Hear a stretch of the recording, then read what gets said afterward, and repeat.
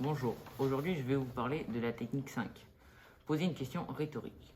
La question rhétorique est une formule très classique mais toujours efficace. C'est une question qui n'appelle pas de réponse orale de la part de l'auditoire. Il s'agit simplement d'une figure de style. L'orateur pose une question, puis après un silence, plus ou moins long selon la gravité du moment ou de l'effet dramatique voulu, il y répond sans détour, ne cherchant nul l'interaction avec le public. La question rhétorique invite l'auditoire à réfléchir et à trouver en lui-même une réponse. Elle sert aussi à introduire la proposition de l'orateur. Il est possible d'enchaîner la question rhétorique, mais pas plus de 3, à condition bien sûr d'y répondre immédiatement ou de faire la promesse d'apporter des réponses ultérieurement dans le discours. C'est une bonne méthode pour capter l'attention. Connu sous le nom de Paris libéré, son discours de moins de 5 minutes chargé d'émotions, commence par une longue question rhétorique à laquelle il y répond immédiatement avec exaltation, sans même une seconde de pause.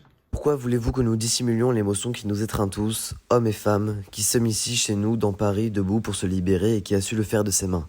Non, nous ne dissimulerons pas cette émotion profonde et sacrée. Il y a là des minutes qui dépassent chacune de nos pauvres vies. Paris, Paris outragé, Paris brisé, Paris martyrisé, mais Paris libéré, libéré par lui-même, libéré par son peuple avec le concours des armées de la France, avec l'appui et le concours de la France tout entière, c'est-à-dire de la France qui se bat, c'est-à-dire de la seule France, de la vraie France, de la France éternelle.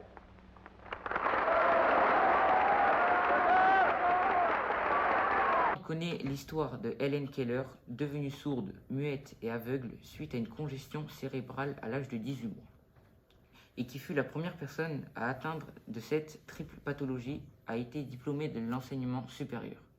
Mais on ne connaît moins l'histoire de Marine Hurtin, atteinte quant à elle dès sa naissance du même niveau de déficience sensorielle.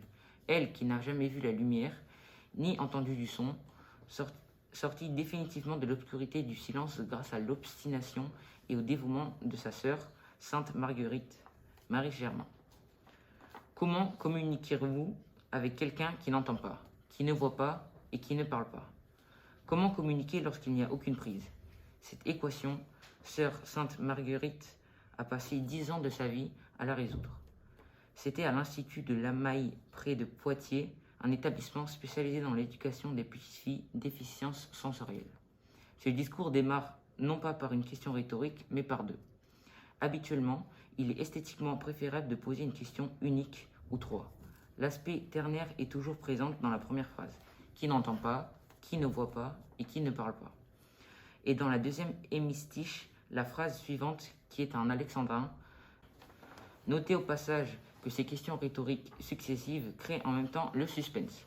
Une captation benevolentiae peut cumuler plusieurs techniques dans la même phrase. Et une même phrase peut remplir plusieurs missions à la fois.